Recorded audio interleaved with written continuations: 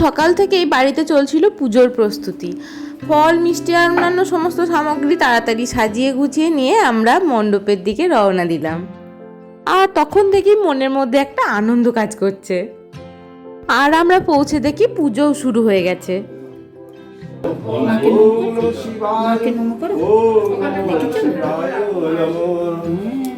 আমরা মণ্ডপে পৌঁছেই দেখি অন্যরকম একটা পরিবেশ।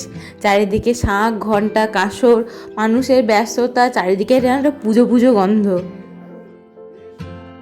দেবীর সামনে অনেক নৈবেদ্য থরে থরে সুন্দর করে সাজিয়ে রাখা আছে। একে অনেক মানুষ আসছেন তাদের পূজা সামগ্রী নিয়ে মায়ের কাছে নিবেদন করতে। আর এসব দেখতে দেখতে সময় যে কোন দিকে বয়ে যাচ্ছে সেটা তো বোঝাই যাচ্ছে না।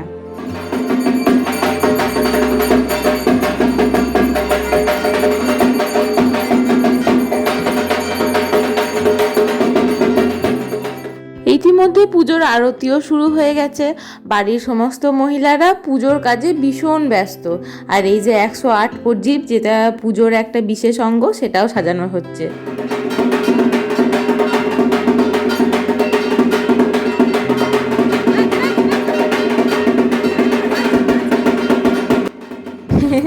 এখানে ঠাম্মি তার নাতনিকে কোলে নিয়ে পুজো দেখতে ব্যস্ত।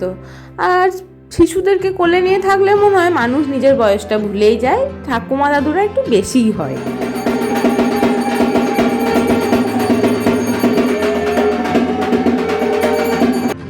পূজা মণ্ডপে পঞ্চপ্রদীপ, ঢাক ঢোল, কাঁসর ঘণ্টার আওয়াজ, আরতি, মানুষের ভক্তি শ্রদ্ধা, কলরব সব কিছু মিলে পরিবেশটা যেন কেমন মায়াবী হয়ে উঠছিল। আর সকলেই নিজের প্রিয়জনদের কথা মনে রেখে একটি করে প্রদীপ ঈশ্বরের উদ্দেশ্যে জ্বালিয়ে দিল।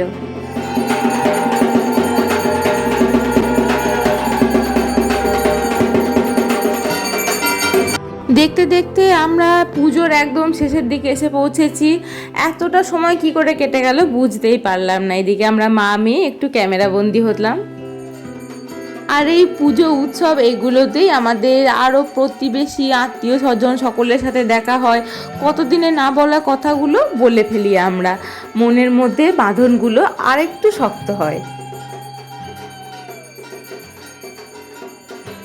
এবার পঞ্চপ্রদীপের শিখার তাপ শরীরে নিয়ে মায়ের আশীর্বাদ আমরা মেখে নিলাম। শেষে প্রসাদের পালা। প্রসাদ নিয়ে তো কিছু বলার নেই, ঈশ্বরের প্রসাদ সবসময় অমৃত। তাহলে আজকের মতন বিদায় বন্ধুরা।